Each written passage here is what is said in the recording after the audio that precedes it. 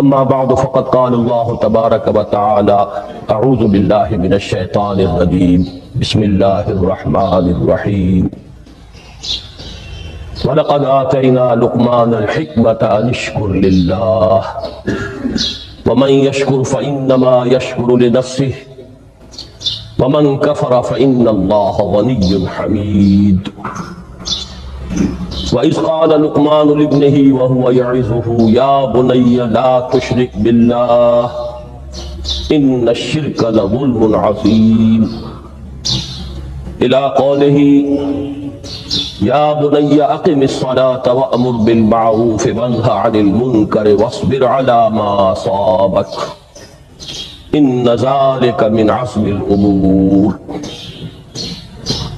وقال تبارک و تعالی اننی انا اللہ لا الہ الا انا فاعبدنی واقم الصلاۃ لذکری صدق اللہ العظیم۔ محترم لطف الرحمان صاحب ناظم قرآن کالج، محترم پروفیسر حافظ محمد فاضل صاحب رئیس شعبہ عربی و اسلامیات، محترم میجر ریٹائرڈ فتح محمد صاحب ناظم دارالمقامہ اور عزیز طلبہ، میں سب سے پہلے تو آپ حضرات کو مبارکباد پیش کرتا ہوں کہ آپ نے یہ 2 روزہ صلاۃ کیمپ منعقد کیا۔ میں یہ سمجھتا ہوں کہ قرآن کالج کی یہ پہلی تقریب ہے کہ جو اس کے قیام کے مقصد کے ساتھ بڑی گہری ہم آہنگی رکھتی ہے۔ پھر یہ کہ جس انداز میں اسے منظم کیا گیا ہے، اس میں خاص طور پر میجر صاحب کی جو فوجی تربیت ہے اس کا جو عمل دخل مجھے نظر آیا ہے، تو میں اس پر بھی انہیں ہدیہ تحسین پیش کرتا ہوں اور امید کرتا ہوں کہ آئندہ بھی دین کے جو اہم اور بنیادی موضوعات ہیں ان پر اسی طرح کے تربیتی کیمپ منعقد کرتے رہیں گے۔ میری گفتگو کا جو اس وقت عنوان معین ہے اور جو اس وقت آپ کے سامنے لکھا ہوا بھی ہے، فلسفہ دین میں نماز کی اہمیت۔ اس میں سب سے پہلے تو میں توجہ دلاؤں گا کہ لفظ فلسفہ اصلاً عربی کا ہے اور نہ ہی یہ قرآن حکیم کی اصطلاح ہے۔ یہ لفظ بھی اپنی اصل کے اعتبار سے یونانی ہے۔ فلسفی اگرچہ فلسفی عربی میں اب استعمال ہوتا ہے اور فلاسفہ اس کی جمع بھی ہوتی ہے، لیکن واقعتاً یہ عربی زبان کا لفظ نہیں ہے۔ اسی کی ایک مثال اور ہے تصوف، وہ بھی بظاہر تفعول کے وزن پر خالص صیغہ معلوم ہوتا ہے عربی زبان کا، لیکن یہ بھی تھیوسوفی، یہ بھی در حقیقت یونانی الاصل لفظ ہے جس کی تعریف کی گئی ہے، اسے معرب بنا کر عربی کا جامہ پہنا دیا گیا ہے۔ فلسفے سے ہم جس علم یا جس شعبہ علم کو مراد لیتے ہیں، قرآن حکیم کی اصطلاح میں اس کے لیے لفظ حکمت ہے۔ اس کا مادہ ہا کاف میم، اور اس کا بنیادی مفہوم وہی ہے کہ جو اس سے جو ایک مشتق لفظ ہے استحکام، کسی شے کا مضبوط ہو جانا، پختہ ہو جانا، قوی ہو جانا، ایسی صلاحیت حاصل کر لینا کہ وہ اپنی حفاظت کر سکے، اپنے خلاف کسی بھی اقدام پر اپنا دفاع کر سکے۔ یہ ہا کاف میم کے مادے کا اصل مفہوم ہے۔ اور حکمت انسان کے فکر اور اس کے شعور کی پختگی کا نام ہے، اس لیے کہ انسان حیوانات سے ممیز کیا گیا ہے اگرچہ مختلف اعتبارات سے، لیکن یہ کہ اس میں سب سے اہم اعتبار یہ ہے کہ یہ حیوان عاقل ہے۔ اسی طریقے سے اسے حیوان ناطق کہا جاتا ہے، اور نطق اور عقل کا بڑا گہرا تعلق ہے اور ربط ہے، دونوں ایک دوسرے سے جڑے ہوئے۔ تو ہم کہیں گے شعور، عقل سے انسان کو شعور حاصل ہوتا ہے، اور نطق جو ہے اس کی بنیاد، اس کا سورس جو ہے وہ یہی شعور۔ تو انسانی فکر کی پختگی، انسانی شعور کی پختگی اس کے اندر ایسی صلاحیت کا پیدا ہو جانا کہ وہ حقائق تک رسائی حاصل کر سکے، اس میں اتنی قوت پیدا ہونا کہ وہ صحیح رخ پر، صحیح رخ سے موڑنے والے جتنے محرکات ہیں ان کے مقابلے میں اپنا دفاع کر سکے، یہ حکمت ہے۔ لہذا فلسفہ دین کی بجائے اب آپ اپنے ذہن میں حکمت دین کا لفظ رکھیں، اور اب غور کیجئے کہ حکمت دین میں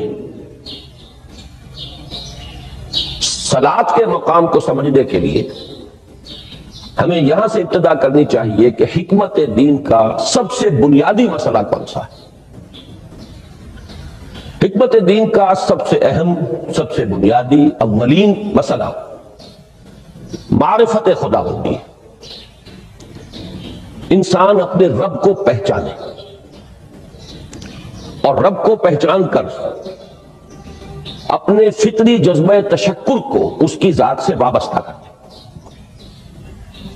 یہ فطری جذبہ تشکر بھی آپ سمجھ لیجئے کہ یہ بھی نہ صرف انسان بلکہ حیوانات کا بھی خاصہ ہے کہ اگر ان کے ساتھ کوئی بھلائی کی جائے تو ایک خاص رد عمل ان کی طبیعت میں پیدا ہوتا ہے جسے ہم جذبہ شکر یا جذبہ تشکر سے تعبیر کر سکتے ہیں۔ حیوان کے پاس اگرچہ وہ زبان نہیں ہے کہ جس میں وہ اپنے اس جذبے کو الفاظ کا جامہ پہنا کر اپنے محسن کی خدمت میں پیش کر سکے، لیکن یہ کہ اگر کبھی کسی بھوکے پیاسے حیوان کو آپ نے کوئی غذا فراہم کی ہو یا پانی پلایا ہو اور پھر اگر آپ اس کی آنکھوں میں دیکھیں گے تو وہ جذبہ تشکر وہاں سے ابلتا ہوا محسوس ہوگا۔ یہ گویا کہ فطرت کا تقاضا ہے۔ حیوانات سے بلندتر سطح پر انسان ہے تو فطرت انسانی کا بڑا اساسی اور بنیادی تقاضا ہے کہ وہ اپنے محسن کا شکر ادا کرے، جس نے بھی اس کے ساتھ کوئی بھلائی کی ہو، خیر کیا ہو، اس کی کوئی احتیاج پوری کی ہو، اس کی کوئی ضرورت پوری کی ہو، اس کا وہ شکر بجانا ہے۔ تو یہ فطری جذبہ تشکر جب تک عقل انسانی اپنے اصل محسن اور مربی کو نہیں پہچانتی تو یا تو یہ منتشر رہتا ہے یا بھٹکتا رہتا ہے۔ چنانچہ شرک کی جو ساری تاریخ ہے اس کا تجزیہ کریں گے تو بات یہی نظر آئے گی کہ اس جذبہ تشکر نے اپنے علم کی کوتاہی کی وجہ سے، اپنے فہم کی کوتاہی کی وجہ سے مختلف اشیاء کے ساتھ یا مظاہر قدرت کے ساتھ اپنے آپ کو منسلک کر لیا۔ مثلاً یہ کہ یہ بات غلط نہیں ہے کہ ہماری دنیا کا یہ سارا نظام جو ہے اس میں سورج کی حرارت کو بہت بڑا دخل حاصل ہے۔ ساری انرجی جو ہمارے پاس ہے اس کی سورس تو اصل میں وہ سولر انرجی ہے۔ لکڑی بھی آپ جلا کر اگر آگ کے ذریعے سے حرارت حاصل کرتے ہیں تو وہ بھی در حقیقت سورج ہی کی وہ حرارت تھی کہ جو اس لکڑی میں جذب ہوئی ہے، اس نے وہ صورت اختیار کی۔ فصلوں کو سورج پکاتا ہے، اس کی حرارت جو ہے وہی ان کے پکنے کا ذریعہ بنتی ہے۔ لہذا انسان نے یہ سمجھا کہ ہمارا سب سے بڑا محسن یہ ہے، لہذا اس کے آگے ہاتھ جوڑ دیے، اس کو سجدہ کیا، اسے معبود بنا لیا۔ اسی پر آپ قیاس کرتے چلے جائیے، جس جس چیز کے بارے میں احساس ہوا کہ اس کے ساتھ ہماری کوئی بھلائی وابستہ ہے، یہ ہمارے لیے کسی خیر کا ذریعہ ہے، اس کے سامنے انسان جھک گیا اور اس کے اظہار تشکر کے لیے اس نے مراسم عبودیت ایجاد کر لی۔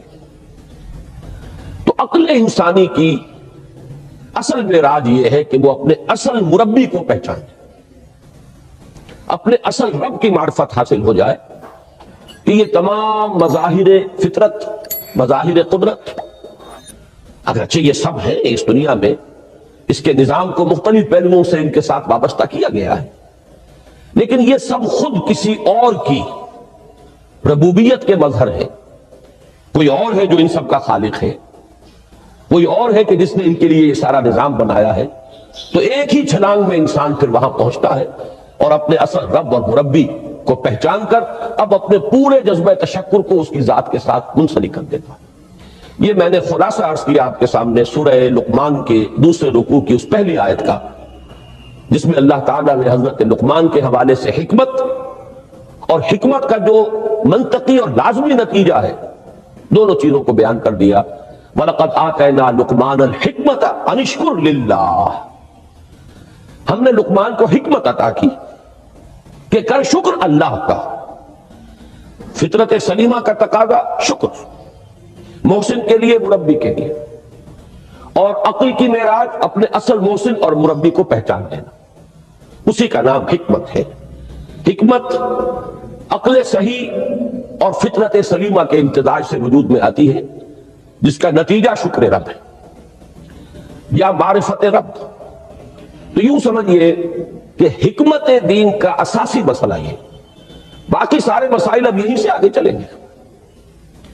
اس کے لیے یہ بات اگر آپ نے منتخب نصاب کے وہ اسباق پڑھ لیے ہوں تو یہ چیزیں سامنے آ چکی ہوگی کہ اس کے لیے قرآن کا اسلوب یہ ہے کہ آیات کے حوالے سے انسان کے اندر معرفت رب کو جگایا جاتا ہے۔ میں نے جگانے کا لفظ استعمال کیا ہے کہ قرآن کی حکمت یہ ہے کہ رب کی معرفت فطرت انسانی میں موجود ہے لیکن سوئی ہوئی ہے، ڈورمنٹ ہے، اسے جگانا ہے، اسے ایکٹیویٹ کرنا ہے۔ اس کے لیے آیات آفاقی، ان فی خلق السماوات والارض واختلاف اللیل والنہار والفلک التی تجری فی البحر بما ینفع الناس الی آخر الآیہ۔ اسی طرح آیات انفسی، وفی انفسکم افلا تبصرون، سنریہم آیاتنا فی الآفاق وفی انفسہم حتی یتبین لہم انہ الحق۔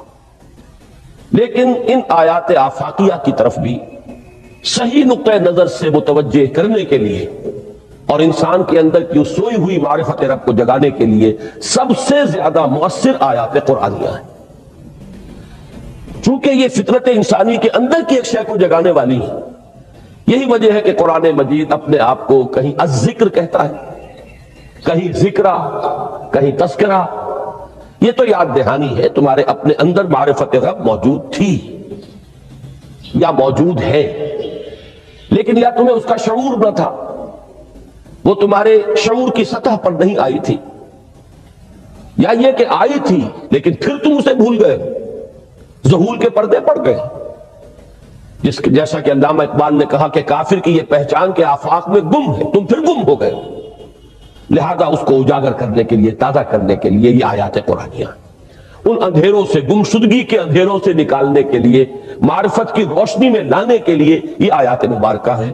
هو الذی ينزل على عبده آیات بینات لیخرجکم من الظلمات الى النور، اندھیروں سے نکال کر روشنی میں لانے کے لیے اللہ نے اپنے بندے پر صلی اللہ علیہ وسلم یہ آیات بینات نازل کی۔ لیکن اب اس سے اگلا قدم ہے، اور اصل میں وہ ہے جو میری گفتگو کا موضوع ہے اس وقت۔ اس کے لیے یہ تمہید ضروری تھی کہ حکمت قرآن کا اور حکمت دین کا اولین، اہم ترین، سب سے اساسی، سب سے بنیادی مسئلہ ہے معرفت رب۔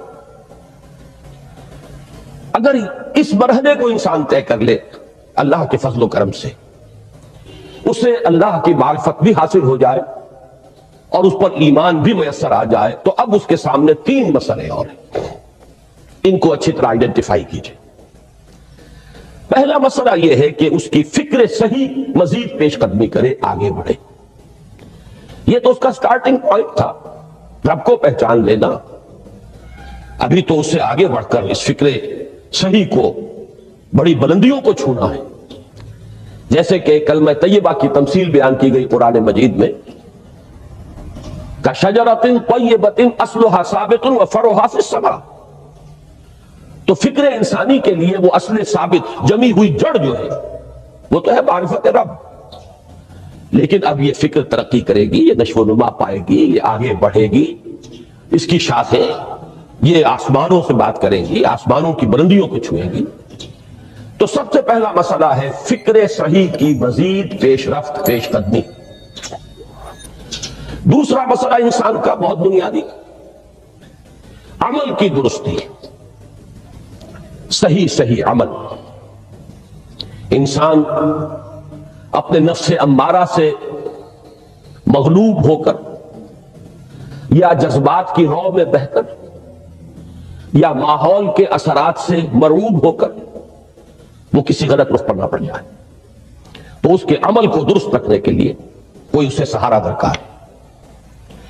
اور تیسری ضرورت اس کی، یہ میرے نزدیک اس دور میں سب سے زیادہ نگاہوں سے اوجھل ہو چکی ہے، یہاں تک کہ ہمارے بہت سے دینی حلقے بھی، خاص طور پر جو ریلیجس ایکٹیوسٹ شمار ہوتے ہیں، جو دین کی احیائی جد و جہد میں مصروف نظر آتے ہیں، تجدید دین، احیاء دین، غلبہ دین، اقامت دین، ان کی بھی ایک بہت بڑی محرومی ہے کہ وہ ایک تیسرے گوشے کو تقریباً نظر انداز کر رہے ہیں، اور وہ ہے روحانی ترقی۔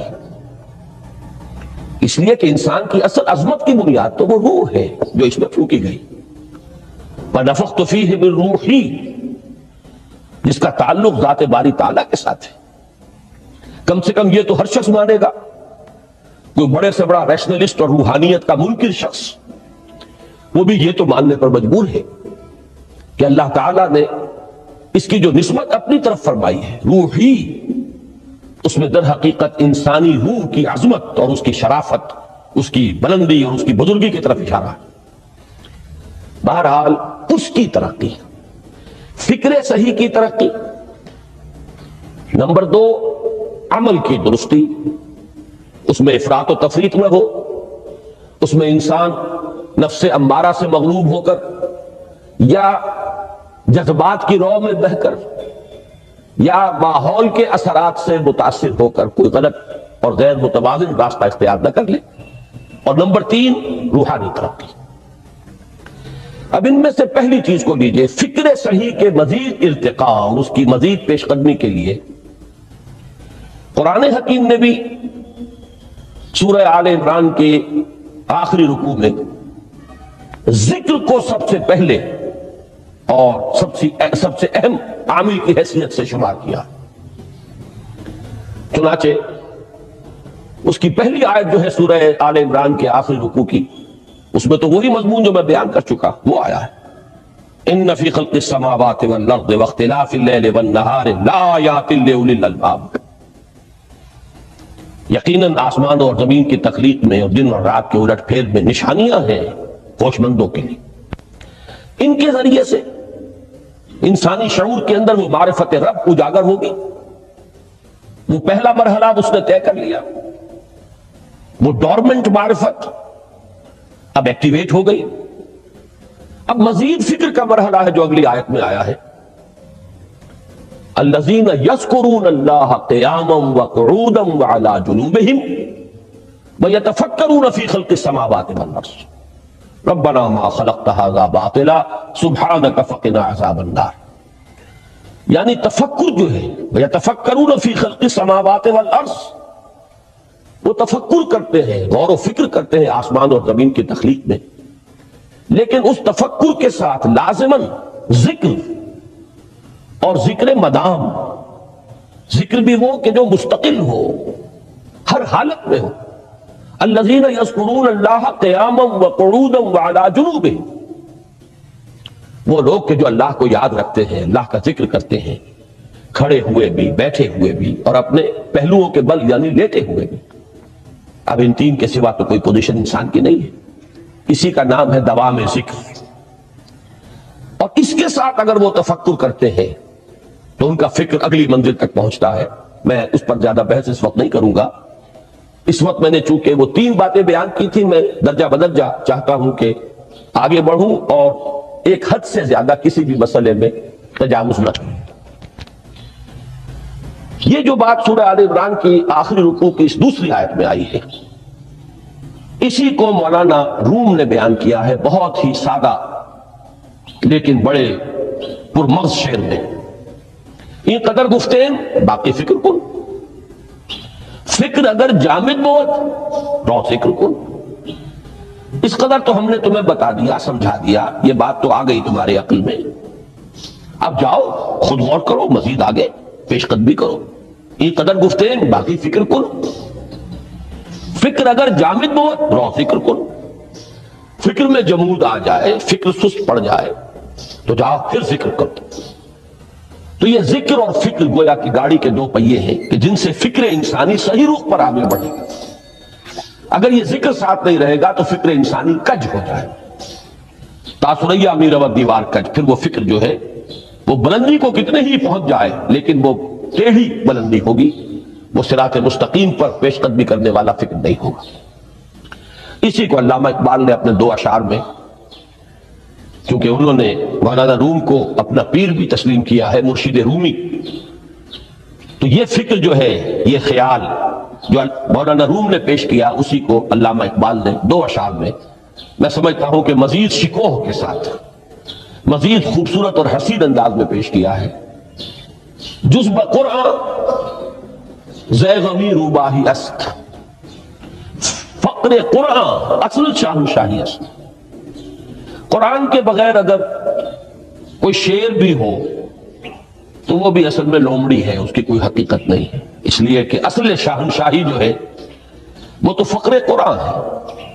اب فقر قرآن کیا ہے؟ فقر قرآن اگر آپ لکھا ہوا دیکھیں گے اس کو تو اس کے آگے یہاں اب سوالیہ نشان آ جائے گا۔ فقر قرآن یعنی سوچو فقر قرآن کیا ہے، اور جواب ہے اختلاط ذکر و فکر۔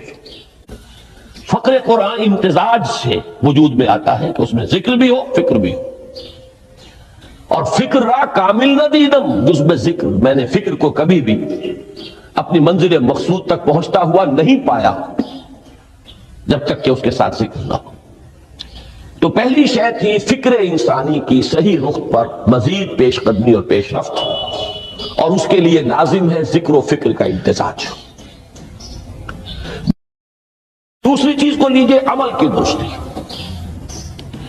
اس عمل کی درستی کے لیے اللہ تعالیٰ کے ساتھ ایک گہرے تعلق کی ضرورت ہے، اس لیے کہ صبر کی بحث میں یہ مضامین شاید آپ کے سامنے آ گئے ہوں کہ صبر، جہاں مصیبت پر صبر ہوتا ہے، تکلیف پر صبر ہوتا ہے، اللہ کے احکام پر جمنا یہ بھی صبر ہے، نفس کی خواہشات کی باغ کو تھام کر رکھنا، کھینچ کر رکھنا یہ بھی صبر ہے، اور استقامت کسی شے پر قائم رہنا یہ بھی صبر ہے۔ تو عمل صحیح پر استقامت کے لیے وَاصْبِرْ وَمَا صَبْرُكَ إِلَّا بِاللَّهِ، اس صبر کی سب سے اہم جو بنیاد ہے، اس کا جو سب سے بڑا ذریعہ ہے، اس کا جو سب سے بڑا سہارا ہے، وَمَا صَبْرُكَ إِلَّا بِاللَّهِ، اس کے لیے ضرورت ہے ایک گہرے تعلق کی کہ اللہ کے ساتھ ایک ایسا تعلق برقرار رہے جو نہ صرف گہرا ہو بلکہ دائم و قائم، مسلسل۔ ذرا ظہور ہوگا تعلق مع اللہ میں، ذرا کمی آئے گی، شیطان کا وار کاری ہو جائے۔ اسی کو حضور نے حدیث میں یوں تعبیر کیا ہے تمثیلاً کہ جو دل اللہ کی یاد سے غافل ہے اس پر، فارسی کا وہ مقولہ بھی ہے کہ خانہ خالی را دیو میں گرت، گھر خالی رہے تو جنات اس پر دیو جو ہے آ کر قبضہ جما لیتے ہیں۔ تو خانہ قلب جو ہے اگر یاد خدا بندی سے خالی ہو گیا تو شیطان ابلیس لعین اپنی تھوتنی ٹکا دیتا ہے۔ یہ لفظ آتا ہے سور کے منہ کے لیے تھوتنی، جس طرح اس کا نکلا ہوا سا منہ ہوتا ہے آگے، تو یہ لفظ استعمال کیا گیا کہ وہ اپنی تھوتنی انسان کے دل پر جما کر اور پھونکے مارنی شروع کر دیتا ہے۔ تو شیطان کو موقع ہی تب ملتا ہے جب انسان کے تعلق مع اللہ کے اندر کمی ہو، وہ خانہ بالکل خالی ہو گیا ہو یا اتنا ضعیف ہو گیا ہو کہ کل عدم ہو جائے، گویا کہ نہیں۔ تیسری چیز کی طرف آئیے، روحانی ترقی۔ روحانی ترقی کے لیے میں ایک اصطلاح کے سامنے لا رہا ہوں، اس سے مراد کیا ہے؟ روحانی ترقی کے لیے ہماری دینی اصطلاح ہے تقرب الی اللہ، اللہ سے قریب تر ہوتے چلے جانا۔ اس پر میرا ایک کتابچہ بھی ہے، تقرب الی اللہ کے 2 مدارج، 2 درجے، جو در حقیقت ایک حدیث نبوی علیہ الصلوۃ والسلام ہی پر مبنی ہے کہ حضور نے ایک درجہ قرار دیا ہے تقرب بالفرائض، فرائض کے ذریعے سے انسان اللہ کے قرب حاصل کرے۔ ایک ہے تقرب بالنوافل، نوافل کے ذریعے سے اللہ کا قرب حاصل کرے۔ ان میں کیا نسبت و تناسب ہے، اہمیت کے اعتبار سے کون بڑھ کر ہے، بلندی کے اعتبار سے کون بڑھ کر ہے، یہ تمام مسائل میں نے اپنی اس تقریر میں بیان کیے تھے جو اس کتابچے میں شائع ہوئی ہے۔ اس وقت میں اس کی تفصیل میں نہیں جا رہا، صرف یہ تذکرہ اس لیے کر رہا ہوں کہ جن کو بھی خواہش ہو جائے وہ اس کا مطالعہ کرے. ہماری اس وقت کی گفتگو سے وہ کتابچہ اس جگہ پر منسلک ہوگا. تو تقرب الی اللہ، یہ تقرب کوئی فزیکل فینومینن نہیں ہے، جسمانی یا مادی مسئلہ نہیں ہے. اللہ سے قرب یہ نہیں ہے کہ کوئی کروڑوں میل کا فاصلہ ہے، اب ہمیں کوئی رسی پر چڑھنا ہے اوپر بڑی محنت اور مشقت سے. فصل تو ہے ہی نہیں، فاصلہ ہے ہی نہیں، بعد ہے ہی نہیں. نحن اقرب الیہ من حبل الورید، ہم تو انسان سے اس کی شہرگ سے بھی زیادہ قریب ہیں. ہوا معکم اینما کنتم، وہ تو تمہارے ساتھ ہی ہوتا ہے جہاں کہیں بھی تم ہو. بس صرف یہ کہ تمہاری توجہ نہیں ہوتی، تم اور چیزوں میں مشغول و مصروف رہتے ہو، تم ہماری طرف دھیان ہی نہیں دیتے، تم ہماری طرف متوجہ ہی نہیں ہوتے. ہم تو مائل بے کرم ہے، کوئی سائل ہی نہیں، راہ دکھلائیں کسی رہنم منزل ہی نہیں. انسان جب متوجہ ہو جاتا ہے اور بڑھتا ہے، آگے پیش قدمی کرتا ہے روحانی اعتبار سے، تو یہ ہے در حقیقت تقرب الی اللہ، اور اسی کو ہم کہیں گے روحانی ترقی. اب ان تین چیزوں کو اگر آپ نے ذہن میں جما لیا، پھر میری بات کی ترتیب اس کو ذہن میں قائم کیجئے. ہم چلے کہاں سے؟ کہ دین کے ساتھ اصل مناسبت فلسفے کی نہیں، حکمت کی. نمبر 2، حکمت قرآنی کا پہلا اور اہم ترین اور بنیادی مسئلہ معرفت رب کا حصول ہے. اس کا نتیجہ شکر خدا بندی، اس کا ذریعہ آیات آفاقی، آیات انفسی، اور سب سے بڑھ کر آیات قرآنیہ ہیں جو الذکر ہے، جو تذکرہ ہے، جو ذکرہ ہے. لیکن اس پہلے مرحلے کو اگر کوئی انسان بفضل ہی تعالی، اللہ کے فضل و کرم سے طے کر لے، اب اس کے سامنے تین مسئلے: فکر کی مزید پیش رفت، مزید پیش قدمی صحیح رخ پر، اس کے لیے ذکر اور فکر دونوں کا امتزاج لازمی ہے. فقر قرآن اختلاط ذکر و فکر. الذین یذکرون اللہ قیاما وقعودا وعلی جنوبہم ویتفکرون فی خلق السماوات والارض. دوسری شے عمل کا درست رہنا، نہ افراط و تفریط ہو، عدم توازن ہو، نہ انسان نفس سے مغلوب ہو جائے، نہ انسان جذبات کی رو میں اندھا ہو جائے، نہ انسان ماحول سے مروب ہو کر متاثر ہو جائے. صحیح رخ پر اس کا عمل. نمبر 3، روحانی ترقی، جو اصل حاصل ہے، جو اصل مقصود ہے. نمبر 2 چیز کے لیے تعلق مع اللہ ضروری، نمبر 3 کے لیے تقرب الی اللہ. اب غور کیجئے، ان تینوں چیزوں کا بڑا گہرا تعلق ہے نماز کے ساتھ. ان تینوں کے لیے ستون کی حیثیت نماز کو ہے. لہذا ایمان کے بعد یا معرفت رب کے بعد حکمت دین کا اہم ترین مسئلہ نماز، صلاۃ. اس لیے کہ ایک طرف یہ انسان کو اللہ کے ساتھ ایک گہرے تعلق کا ذریعہ فراہم کرتی ہے. اپنے تمام مصروفیات میں سے، ان مشغولیتوں میں جن میں گم ہونے کا خدشہ ہوتا ہے، نکلو. 24 گھنٹے کے معمولات میں سے کم 5 مرتبہ تو لازماً نکلو، اور اپنے آپ کو ذرا، اپنے حواس کو بھی، اپنی باطنی کیفیات کو بھی ذرا تازہ کرو. اگر کوئی گندگی، نجاست، کسی طرح کی ناپاکی کا کوئی معاملہ ہے، طہارت حاصل کرو.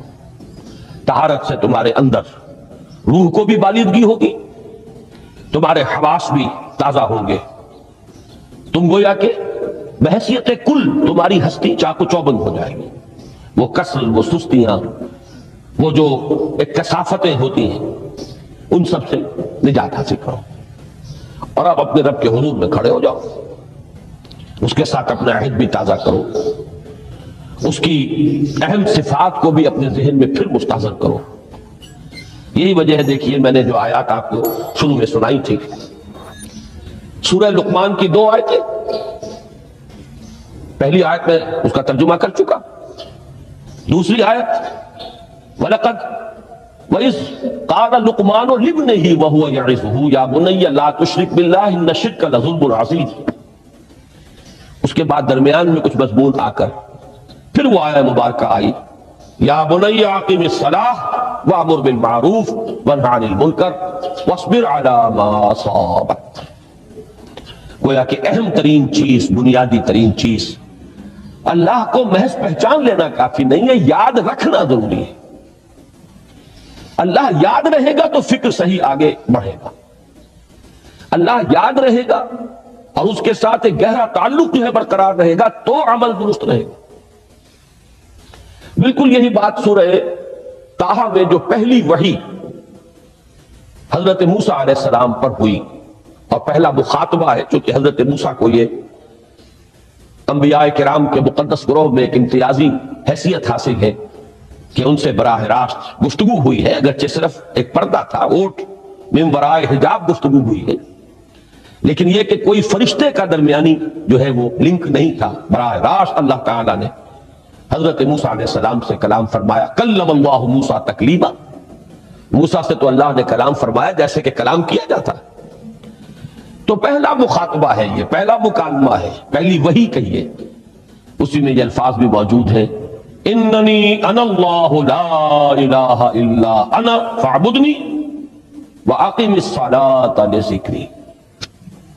یہ گویا کہ حکمت قرآنی کا ایک بہت بڑا خزانہ ہے یہ آیت مبارکہ، کہ خود حضرت موسیٰ علیہ السلام کو جو ہدایت دی جا رہی ہے، میں ہوں، میں اللہ، اننی انا اللہ لا الہ الا انا، میرے سوا کوئی معبود نہیں، فاعبدنی، بس میری بندگی، میری عبادت، میری پرستش، میری محبت، اس کو اختیار کرو۔ وَأَقِمِ الصَّلَاةَ لِلذِّكْرِ، اور نماز کو قائم رکھو میری یاد کے لیے۔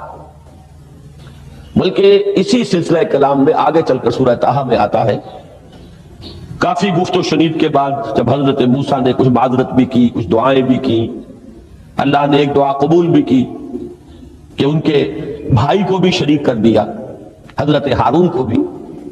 اس کے بعد پھر جب فرمایا کہ اب جاؤ فرعون کی طرف، تو اس میں فرمایا وَلَا تَنِعَ فِي ذِكْرِي، اور دیکھنا یہ جو عظیم مشن تمہارے کندھے پر آ گیا ہے، بڑا بھاری اور کٹھن ایک فرض ہے جو تم پر عائد ہو گیا ہے، اس کے لیے سب سے بڑی تمہارے پاس جو قوت کا ذریعہ ہے وہ نماز ہے۔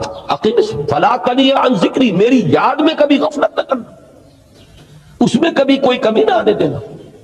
جیسا کہ میں نے عرض کیا تھا کہ جیسے ہی وہ تعلق جو ہے کمزور پڑتا ہے یا منقطع ہو جائے معاذ اللہ، تو پھر انسان گویا کہ شیطان کے لیے ایک لقمہ تر بن جاتا ہے۔ اب آپ غور کیجئے، تیسری شے تقرب الی اللہ، اس کے حوالے سے بھی جو فرائض اور نوافل کی بات ہے اس کو اس ذہن سے نکال کر یہ سمجھیے کہ اس میں نماز کا کیا مقام ہے، اس لیے کہ نماز فرض بھی ہے، نماز نفل بھی ہے، وہ تو دونوں میں شریک ہو جائے۔ اب اس کو لفظ صلاۃ کے حوالے سے آپ ان دونوں چیزوں کو سمجھیے۔ صاد لام واو یا یہ چونکہ حروف علت ایک دوسرے سے بدلتے رہتے ہیں، یہ جو مادہ ہے اس کی جو خالص لغوی اصل ہے، جو خالص عربی زبان میں اس کا بنیادی مفہوم ہے، وہ آگ جلانا یا آگ تاپنا یا آگ سینکنا، حرارت حاصل کرنا۔ لہذا بار بار آتا ہے جہنم کے ذکر میں، اسلوہا، اب جلو اس میں، تاپو اس کو، یہ سینکے گی تمہیں۔ بلکہ تفتلون کا لفظ آیا ہے حضرت موسیٰ کے کلام میں، جب وہ گئے تھے کوہ طور پر، جب پہنچ گئے تو تھے آگ کی تلاش میں، لعلکم تستلون، تو اپنے اہل خانہ سے یہی کہا تھا کہ مجھے کہیں وہ روشنی نظر آ رہی ہے، غالباً کوئی وہاں سے آگ مل سکے گی، ورنہ یہ کہ کوئی رہنمائی کو رستہ مجھے مل سکے گا، میں وہ آگ لے آؤں گا، کوئی چنگاری وہاں سے لے آؤں، لعلکم تستلون، تاکہ تم، اب یہ اصطلاح در حقیقت باب افتعال ہے، اور یہ تے یہاں پر توئے کی شکل اختیار کر گئی، تا نے تو بنی یہ صورت اختیار کی صاد کی وجہ سے۔ بہرحال اس کا سب سے بنیادی مفہوم جو ہے وہ ہے تاپنا، سکائی حاصل کرنا، حرارت۔ اس کے حوالے سے سمجھ لیجئے کہ سب سے بنیادی تعلق اس کا جو ہے وہ روح کے ساتھ ہے۔ روح میں محبت خداوندی کی آگ اگر ٹھنڈی پڑ گئی ہو، اگر محبت خداوندی کی حرارت میں کمی ہو رہی تو اس کو اثر نو، جس کو کہ میں آج سوچ رہا تھا تو ایک لفظ ذہن میں آیا کہ جیسے بیٹری اس کو ریچارج کیا جاتا ہے، اسی طریقے سے روح کے اندر محبت خداوندی کی اس حرارت کو اثر نو تازہ کرنا، یہ ہے در حقیقت نماز کا اصل مقصد۔ اس لیے کہ اس لفظ کا بنیادی مفہوم، اصل لغوی مفہوم تو یہ، اگرچہ اس کا سب سے زیادہ کثرت سے جو استعمال ہوتا ہے اور لفظ صلاۃ جس سے در حقیقت جس تصور پر مبنی ہے وہ ہے اقدام، کسی کی طرف متوجہ ہونا اور پھر دعا۔ صلاۃ کا سب سے قریبی مفہوم لفظی جب بیان کیا جائے گا، اس سے مراد، اس کے معنی تو دعا اس میں اہم ترین، کسی کی طرف توجہ کرنا، مناجات کرنا، گفتگو کرنا، مخاطبہ، مکالمہ، دعا، یہ در حقیقت صلاۃ کا سب سے بڑا اصطلاحی مفہوم ہے۔ لیکن جو اس کا مادہ ہے صاد لام واو یا صاد لام یا، اس کا اصل مفہوم جو ہے وہ تاپنا، حرارت حاصل کرنا۔ تو ان دونوں کے حوالے سے عرض کر رہا ہوں، وہ تاپنا اور حرارت حاصل کرنا وہ ہے روح کے اعتبار سے۔ وہ جو کہا اقبال نے کہ بجھی عشق کی آگ اندھیر ہے، مسلمان نہیں راہ کا ڈھیر۔ یہ عشق کی آگ جب بجھ جاتی ہے، در حقیقت یہی تو انسان کی روحانی موت ہے۔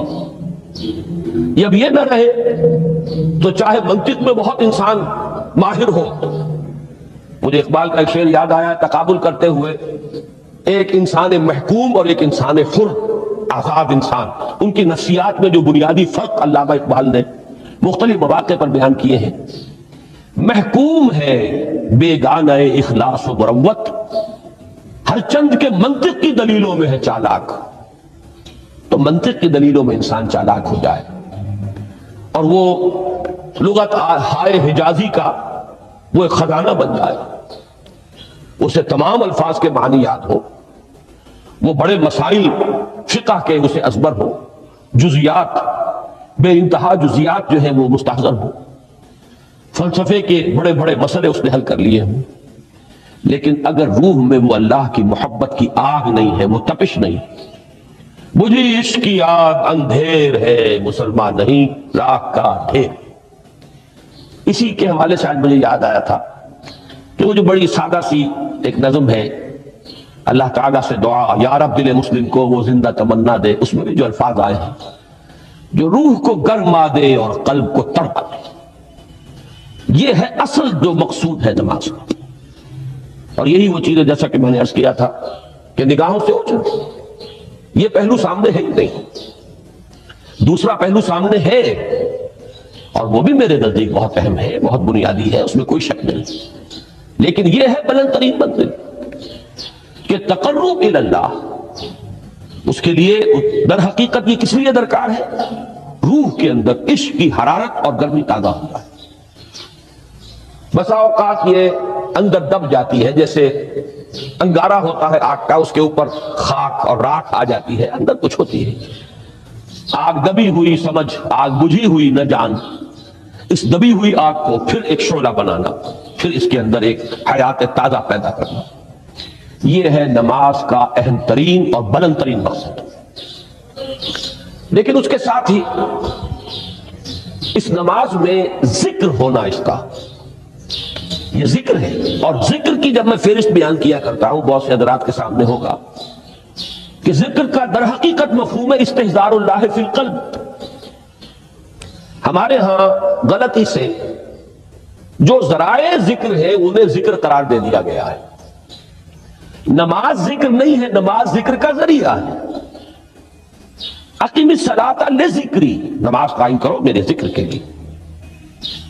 یہ اللہ اللہ کہنا یا ادعیہ معصورہ جو حضور صلی اللہ علیہ وسلم کی مسنون دعائیں ہیں، انہیں اپنے تمام معمولات دنیاوی کے ساتھ ساتھ ان دعاؤں کو بھی انسان پڑھتا رہے، اللہ سے دعا کرتا رہے، یہ تمام ذرائع ذکر ہیں۔ سبحان اللہ الحمدللہ الحمدللہ، اس کا آپ ورد کیجئے، یہ بھی ذریعہ ذکر ہے۔ حقیقت میں ذکر ہے استحضار اللہ فی القلب، اللہ کو دل میں لے آنا، اللہ کو دل میں حاضر کر لینا، اصل میں تو ترجمہ ہوگا، لیکن حاضر جاننا، یہ کیفیت جو ہے انسان کو حاصل ہو جائے۔ اب اس کے حوالے سے ذرا بات سمجھیے کہ ایک تو میں عرض کر چکا ہوں مجسم ذکر تو قرآن ہے، لہذا ذکر کی فہرست جب آپ کریں گے ذرائع ذکر تو ان میں سب سے پہلے قرآن ہے، اس لیے کہ وہ ہماری حکمت کے پہلے مسئلے کو حل کر رہا ہے، بنیادی مسئلہ، اہم ترین مسئلہ۔ دوسرے نمبر پر ذکر جو ہے، اب اس کے لیے کچھ اصطلاحات جو میرے مختلف دروس میں شاید آپ کے سامنے بعد میں آئیں یا پہلی آ چکی ہوں، ان کے حوالے سے میری بات سمجھیے۔ ایک ذکر غیابی ہے، تھرڈ پرسن میں، صیغہ غائب میں اللہ کی یاد کرنا، اللہ اکبر اللہ اکبر اللہ اکبر۔ ابھی اللہ اکبر جو ہے یہ جملہ ہے اسمیہ خبریہ ہے، ایک حقیقت کی تکرار آپ کر رہے ہیں، اللہ سب سے بڑا ہے، اللہ سب سے بڑا ہے، سبحان اللہ سبحان اللہ سبحان اللہ۔ یہ در حقیقت ذکر غیابی ہے کہ آپ اس میں مخاطب نہیں ہے اللہ سے، ایک ذکر خطابی کہیں یا ذکر حضوری کہیں جس میں مکالمہ ہوتا، جس میں گفتگو ہوتی ہے۔ تو نماز در حقیقت ذکر حضوری اور ذکر خطابی کی بلند ترین شکل، اس لیے میں نے عرض کیا تھا کہ نماز کے لفظ یا صلاۃ کے لفظ، یہ اصطلاحی معنی جو اکثر و بیشتر کیے جاتے ہیں وہ ہے دعا، اور دعا میں ہوتا کیا ہے؟ مکالمہ ہے، مخاطب، اے اللہ، اے میرے رب، اے پروردگار۔ پھر یہ کہ اس میں اقدام اور کسی کی طرف متوجہ ہونا، یہی وجہ ہے کہ افتتاح صلاۃ، نماز کو شروع کرنے کے لیے ایک تو وہ الفاظ جو قرآن مجید میں آئے ہیں، انی وجہت وجہی للذی فطر السماوات والارض حنیفا وما انا من المشرکین۔ یہ ہے توجہ کا ارتکاز، بشرطے کہ یہ صرف الفاظ ہی نہ نکل رہے ہوں، واقعتاً یہ تعبیر ہو اس وقت کی انسان کی نفسیاتی کیفیت کی، کہ شعوری طور پر وہ فیصلہ کرتا ہے کہ میں منقطع ہو رہا ہوں، ہر چہار طرف سے اپنی توجہ کو ہٹا کر، ہر مسئلے سے اپنے آپ کو خالی و ذہن کر کے، یعنی ظاہری اور باطنی دونوں اعتبار سے میں اپنی توجہ کا ارتکاز کر رہا ہوں اس ذات کی طرف جس نے آسمان اور زمین کو پیدا کیا، اور بالکل یکسو ہو کر رہا ہوں۔ انی وجہت وجہی للذی فطر السماوات والارض حنیفا وما انا من المشرکین۔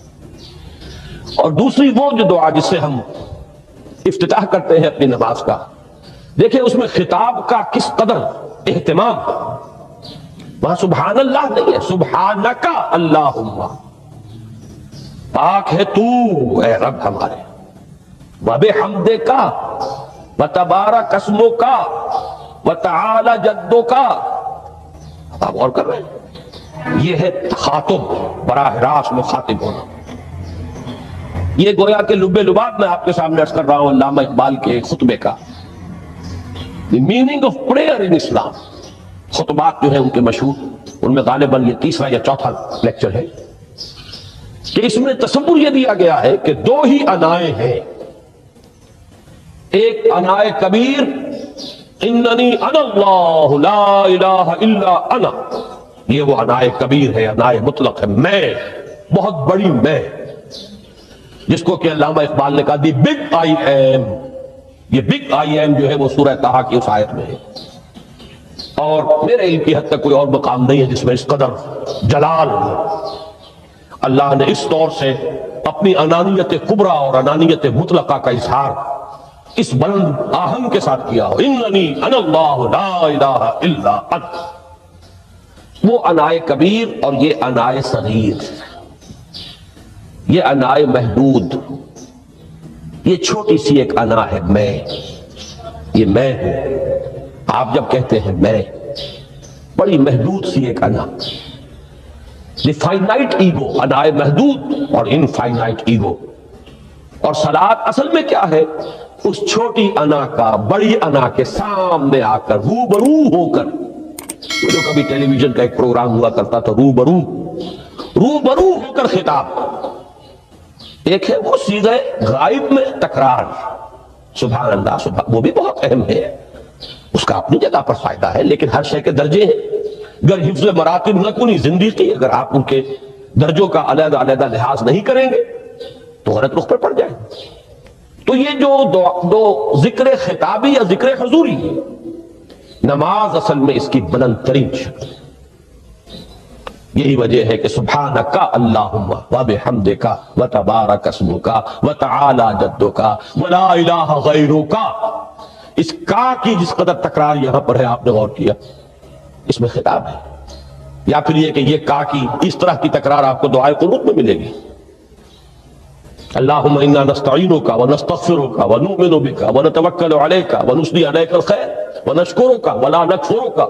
اب یہ جو ہے یہ در حقیقت خطاب کا اندازہ ہے کہ براہ راست گفتگو ہو رہی ہے. تو سب سے پہلی بات تو یہ ہوئی کہ ذکر کی ایک شکل ہے ذکر غیابی، دوسری ذکر حضوری، اور ذکر حضوری یا ذکر خطابی کی بلند ترین منزل، بلند ترین اس کا ذریعہ نماز. اس کو ایک پہلو سے اور سمجھ لیجئے. سورہ فاتحہ جب پھر ہم پڑھتے ہیں جسے الصلاۃ کہا گیا ہے، جو لب لباب ہے، خلاصہ ہے، اس میں پھر تدریجاً غیاب سے حضور کی طرف پیش قدمی ہوتی ہے. الحمدللہ رب العالمین الرحمن الرحیم مالک یوم الدین. یہ ذکر غیابی ہے، اس میں ابھی خطاب نہیں آیا. یہ وہی جملہ اسمیہ ہے. کل تعریف اس اللہ کے لیے ہے جو تمام جہانوں کا پروردگار ہے، مالک ہے، جو رحمان ہے، رحیم ہے، جزا و سزا کے دن کا مختار و مالک ہے. اب یہ غیاب سے حضور کی طرف ایاک نعبد و ایاک نستعین اہدنا الصراط المستقیم.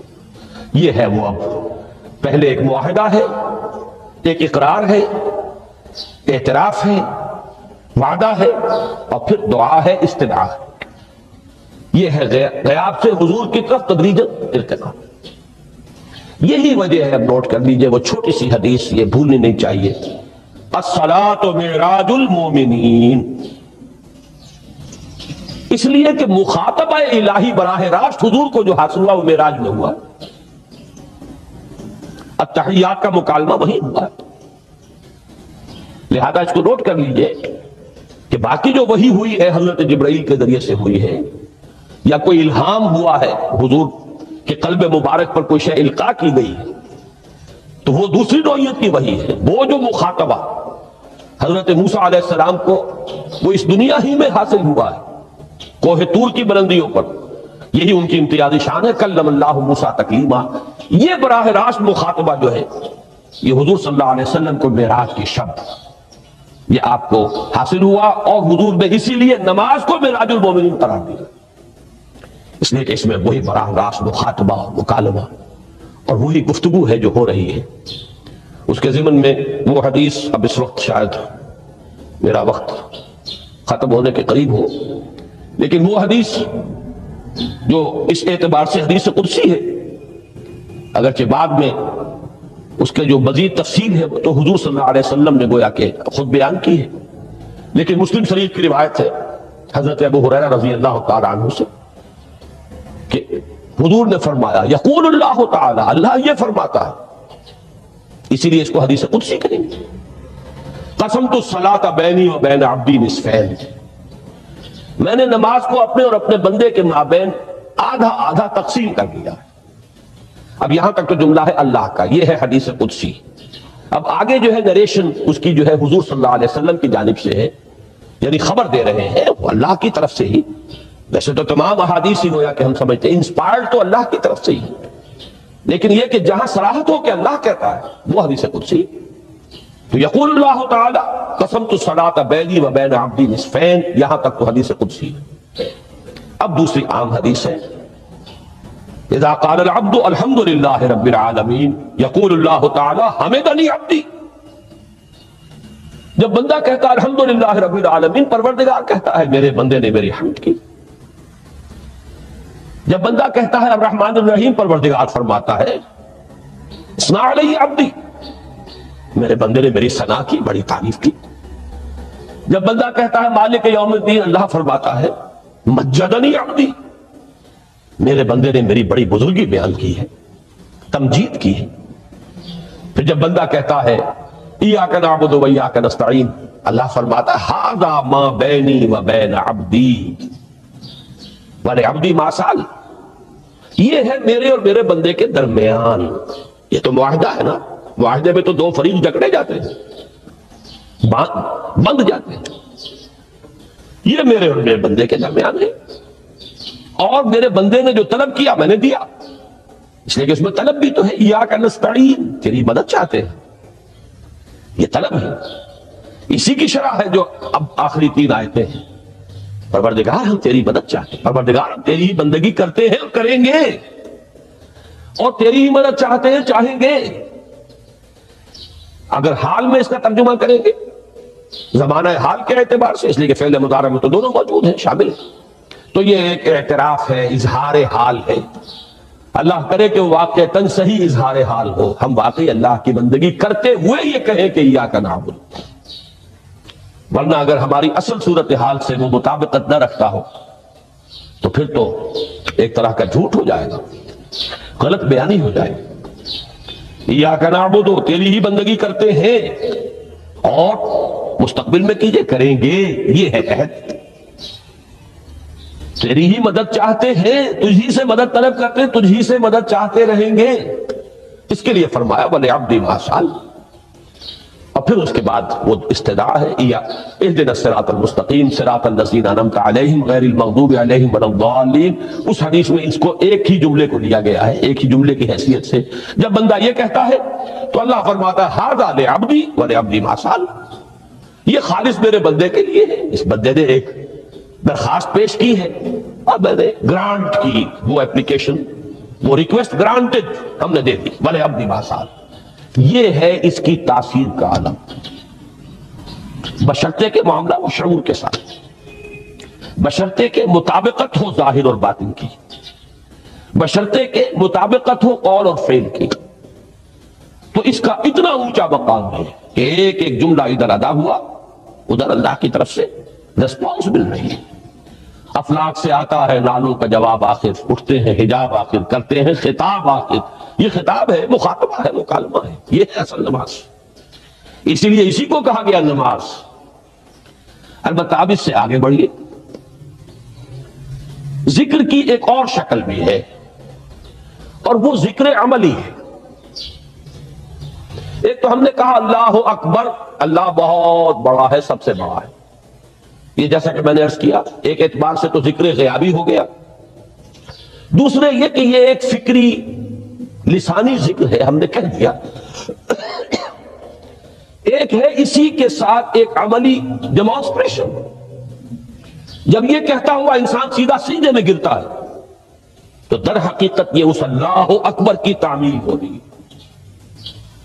لہذا نماز میں جہاں ذکر غیابی بھی ہے، سورہ فاتحہ کی پہلی 3 آیات، جہاں الذکر کا حصہ بھی ہے، کچھ نہ کچھ قرآن آپ پڑھیں گے اس میں، پھر یہ کہ ذکر حضوری اور ذکر خطابی بھی ہے کہ آپ نے اللہ سے عہد و پیمان کیا، قول و قرار کیا، استدعا کی۔ اس کے ساتھ ہی ذکر عملی بھی ہے کہ جھکنا، اللہ کی تعظیم، تعظیم میں انسان جھکتا ہے۔ آپ اپنے کسی بزرگ سے جب ملاقات کرتے ہیں تو جھک کر سلام کرتے ہیں، تھوڑا سا جھکنا، زیادہ جھکنے کی تو اجازت نہیں ہے، لیکن یہ کہ تھوڑا سا خم آتا ہے، یہ بھی طبیعت کی بات ہے۔ میں سمجھتا ہوں فطرت میں جیسے شکر ہے ویسے ہی اس قدر تعظیم تو فطرت انسانی میں موجود ہے۔ آپ استاد کے سامنے آئیں گے، تھوڑا سا خم کھائیں گے، آپ اپنے کسی بڑے بزرگ رشتہ دار کے سے ملیں گے تو تھوڑا سا خم لا محالہ ہو جائے۔ یہ در حقیقت اس آپ کے فکر کی ایک عملی تعبیر، اس کا عملی مظہر ہے کہ آپ نے اس ہستی کی تعظیم کی ہے، اس کی عظمت کا اقرار اور اعتراف کیا ہے۔ یہی تعظیم ہے اللہ تعالیٰ کی کہ جس میں پہلا درجہ ہے رکوع، جھکے آپ، اللہ اکبر کہہ کر جھکے، اور اس کے بعد پھر اس کا جو آخری درجہ ہو سکتا ہے وہ سجدہ ہے، جس میں کہ انسان نے جب اپنی پیشانی زمین پر ٹکا دی تو گویا کہ اس نے اپنی انانیت سے، اگر یہ شعور کے ساتھ ہوا ہو تب میں بات کہہ رہا ہوں، تو گویا کہ اس نے اپنی انانیت سے کامل دستبرداری اختیار کر کے اور اپنے آپ کو اپنے رب کے قدموں میں ڈال دیا۔ یہی وجہ ہے کہ حضور نے اس کو تعبیر فرمایا ہے کہ جب سجدہ کرو تو یوں محسوس کرو کہ تم نے اپنا سر اپنے رب کے قدموں میں رکھ دیا۔ یہ کیفیت ہونی چاہیے۔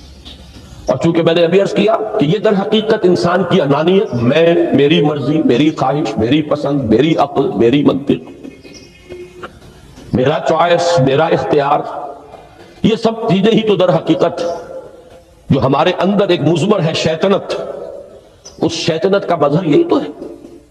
جب اس کو انسان اپنے ہاتھوں اپنے رب کے قدموں میں رکھ دیتا ہے تو در حقیقت اسی لیے اس کو تعبیر کیا گیا کہ اقرب ما یکون العبد الی ربہ فی السجود، بندہ اپنے رب سے قریب ترین جو ہوتا ہے وہ سجدے میں ہوتا ہے۔